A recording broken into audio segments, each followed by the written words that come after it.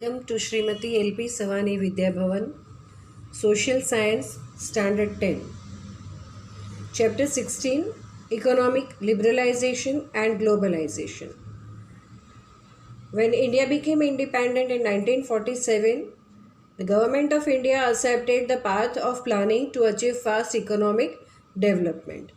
It took over the charge of achieving speedy economic development by implementing 5-year plans. Means today also every when new government is formed, 5-year plans are being made. Means within 5 years what are they going to achieve and what is the way they are going to achieve. This is called as the 5-year plans. Monetary policy, fiscal policy, and industrial policy have been announced for this. Okay, in these 5-year plans, these are the policies which are being announced. Monetary policy is related to the means it is the process by which monetary authority of a country, generally the central bank, controls the supply of money in the country by its control over the rate of interest in order to maintain price stability and achieve high economic growth. Fiscal policy, the government uses the revenue, that is the tax collection and expenditure, to influence our country's development. Okay, that is called as fiscal policy. And industrial policy, it is the policies or a strategy of a country that puts effort for the development and growth of all or part of the economy. Often it is focused on manufacturing center. That is called as industrial policy. So although many of these plans were completed, the desired success was not attained in achieving economic development. So government tried to find the causes of failures and try to rectify the errors done by them by implementing new policies. In regard to improve the past errors, in the industrial policy in 1991, such economic reforms were implemented which could strengthen economic development. Means such kind of policies were made in the industrial sector that could encourage or strengthen the economy of our country. The reforms were liberalization, privatization, and globalization. So in this chapter we are going to understand these three in detail. First is economic liberalization. Liberalization means the government gradually reduces the restrictions and controls on the private sector, and it encourages economic development. What kind of liberalization or what kind of restrictions are removed, that we will see point wise. First, there was reservation of 18 industries, and for other industries other than the 18 industries, the compulsion to take government permission was eliminated.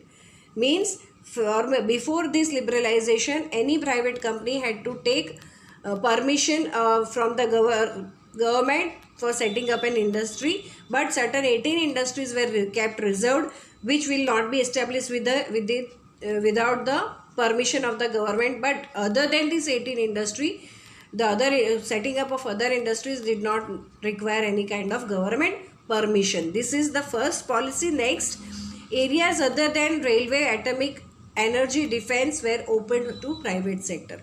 जो key factors kind of areas were there, were under the they are under the government, the rest are made privatized. Tradition of compulsory registration of industries was cancelled.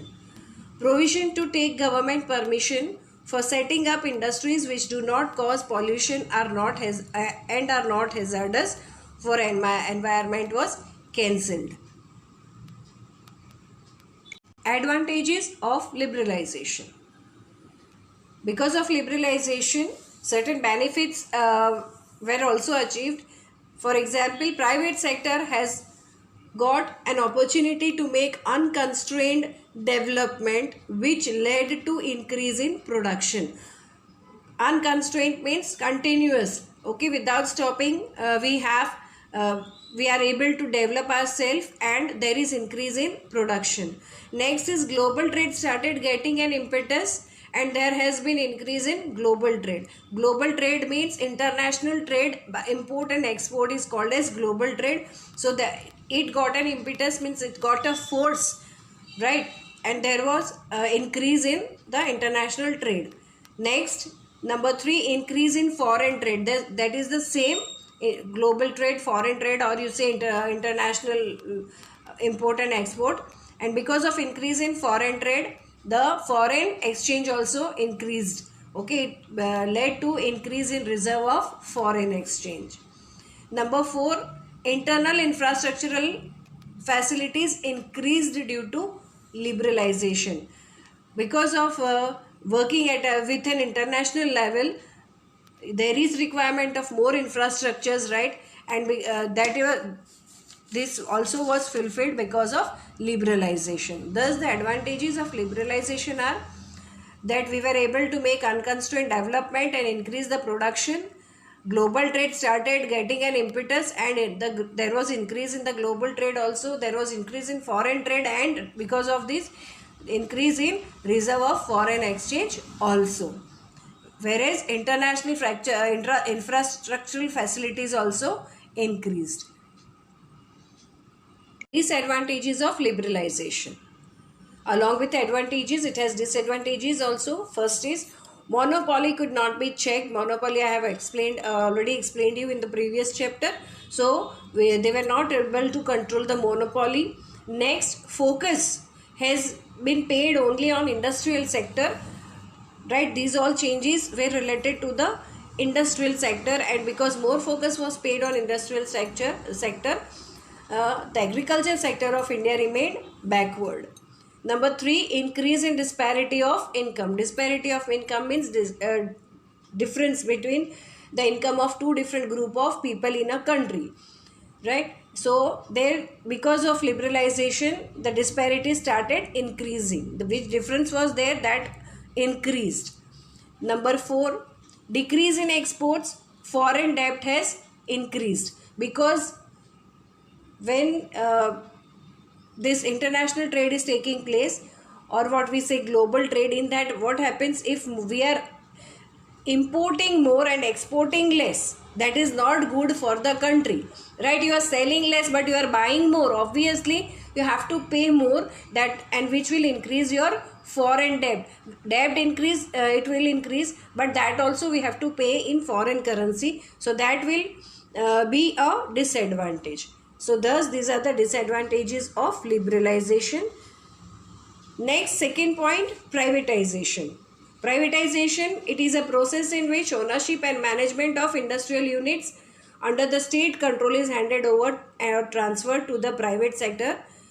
Okay, means previously which things were there under the control of the government, now they have made them privatized. There are two methods of privatization, that is, one is areas which are reserved for public sector are opened for private sector. Okay, which was public, it is now private. That is the first method.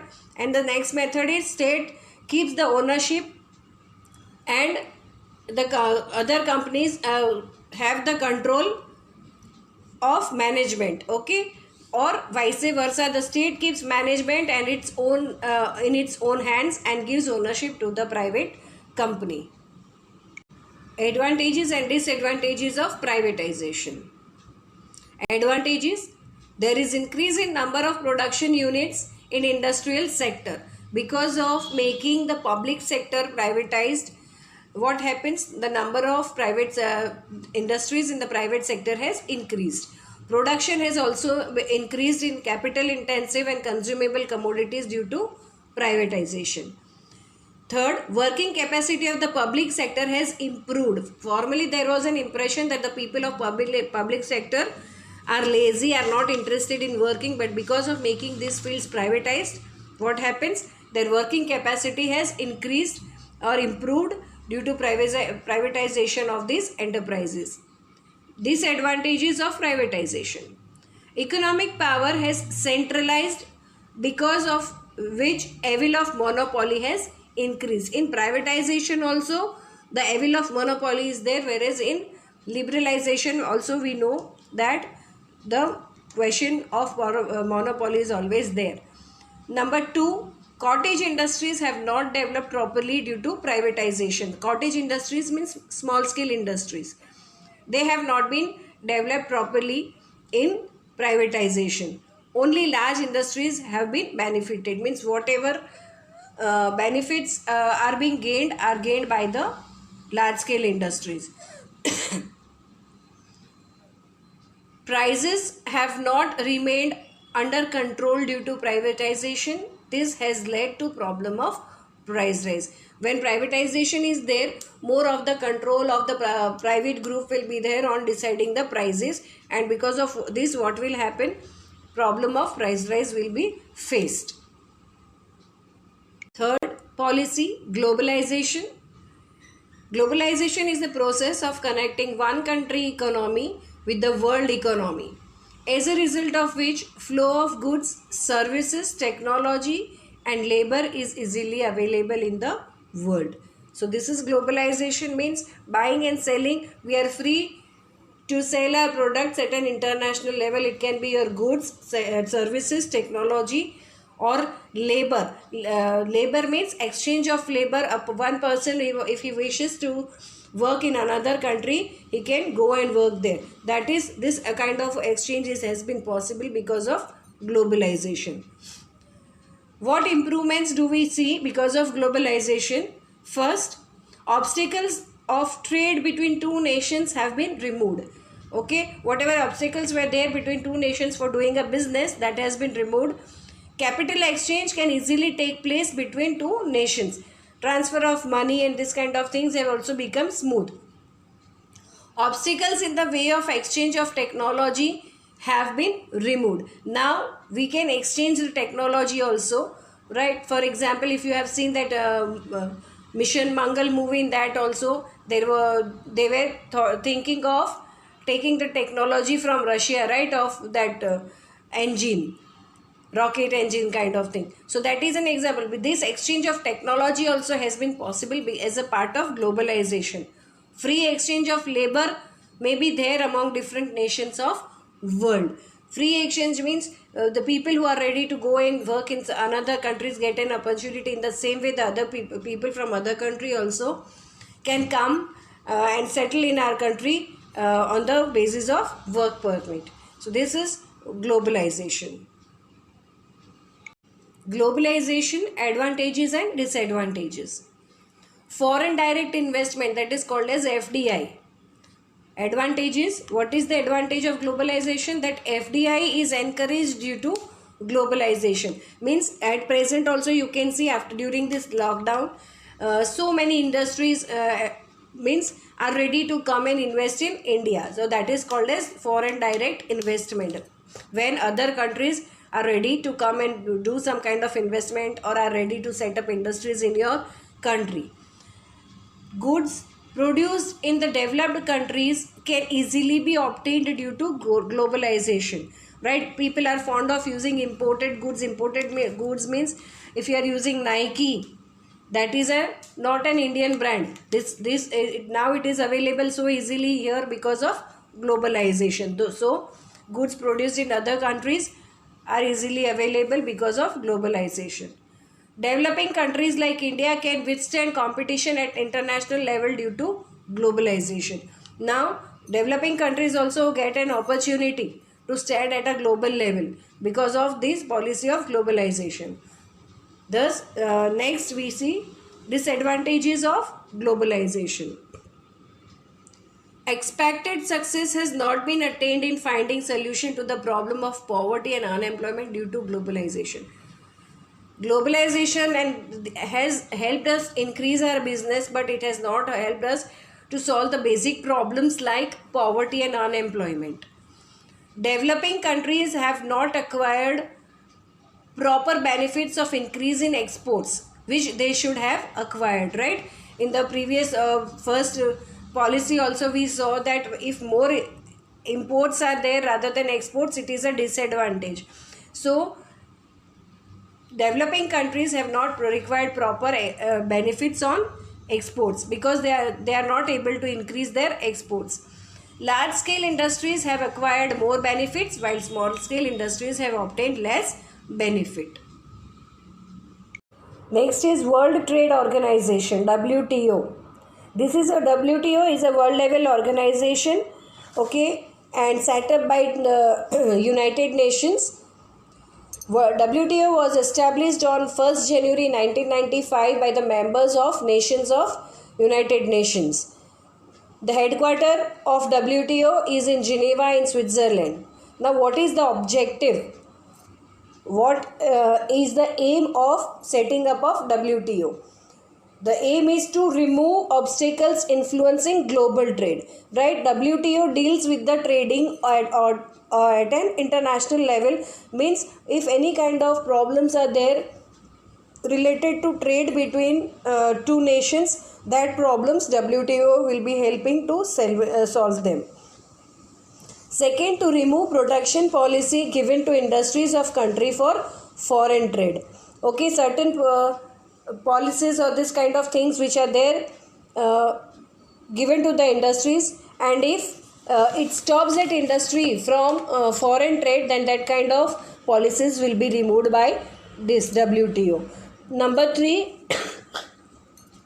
to coordinate with global trade policy and economic policy. It will help the countries, it will see to the economic policies of the country, and will try to coordinate country's policy with the global policy, and so that it becomes smoother for any kind of country to have a global trade. Number 4, to solve the trade related dispute arising in the world. Right, in the beginning, before few months also, there was a cold war going on between we can say China and US related to the trade policies. That is an example. So when this kind of disputes are there arising between two nations, then WTO can interfere and solve the problem. So these are the objectives of WTO. Functions of World Trade Organization.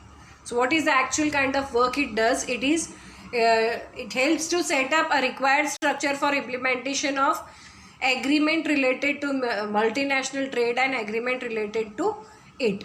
Means any kind of setting up of a structure is required for implementing of a multinational trade, then WTO can help that country. WTO plays a vital role for debate and negotiations for multinational trade. Okay, where if two nations, when they are not able to sit together, right, and come to a decision, the WTO can help them or plays a very important role in making negotiations between two countries and finding out some solutions related to multinational or international trade. WTO encourages unbiased international trade. It is not biased. Okay, it encourages unbiased international trade. Biased means to take one person's side, that is called biased, but they are not biased, they are unbiased. Different nations follow their own national policy. Every nation has its own national policy, and it observes them. The WTO observes their national policies and suggests required improvements. If there is some defect in a national policy of a particular nation, then WTO will suggest some new things, the required improvements with which they can improve their foreign policies. Okay, so this is functions of WTO. After learning all the three policies, that is globalization, liberalization, privatization, now we can see what, after adopting this, what have been the impacts of these things on our economy, that is our Indian economy. India is a member nation of WTO since inception, means since the establishment of WTO, we are a member of this. So the types of benefits India would acquire are as follows. First, India's contribution to the world trade was 0.5%. Okay, when in the beginning we were having only 0.5% in the contribution of the world trade. We are talking about world trade. Our exports now has increased tremendously, and due to this India contributes in the world trade up to 1%. Next, export of ready-made clothes of our country has increased because of globalization. Our exports have increased, and especially the ready-made goods. India has been able to increase export of its agro products. For number 4, foreign investments has increased. These are the impacts of the globalization on Indian economy. Sustainable development.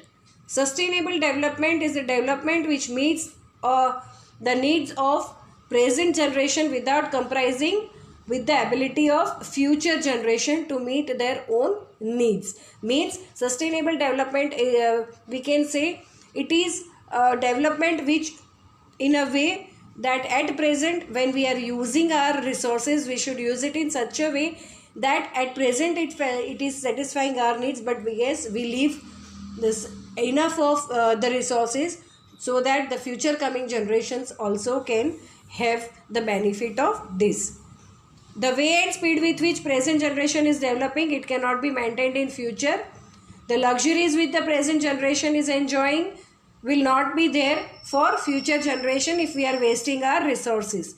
So there is tremendous decrease in natural resources due to economic development, and their quality is also deteriorating. Strategy for conservation and preservation of natural resources. The renewable resources should be used in a way that their quality is maintained, and non-renewable resources should be used judiciously. Second, industrial location should be decided on the basis of lesser transportation cost. The transportation should be less. In that way only the location of the industry should be selected. Those resources which can be used in more than one way should be utilized in different ways. Natural resources should not be wasted.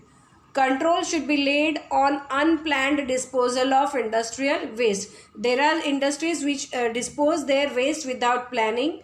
So this kind of unplanned disposal of industries should be stopped. Stress should be laid on use of non-conventional energy. We should now move towards the other non-conventional energies, as we have limited resources. Non-conventional energy forms are, for example, solar and wind energy. Steps taken to protect environment. For the first time, Earth Conference was organized in 1972 at Stockholm in Sweden. You have to remember this, that the first Earth Conference was organized in 1972 at Stockholm in Sweden. Information of pollution condition of different cities of nation is presented. Now you can see in your mobile also the pollution level, and in certain metropolitan cities on the crossroads also the continuous display is there, where you can see the pollution level of the city. This step is taken under the steps to protect environment. Second, central and state pollution control boards have been established to control pollution. Third, 5th June has been declared as Environment Day in the world. Fourth, government has passed Air Pollution Control Act. Now it has been compulsory to get our PUC. International agreements have been signed for deteriorating level of ozone, disposal of nuclear waste, and maintenance of the biodiversity.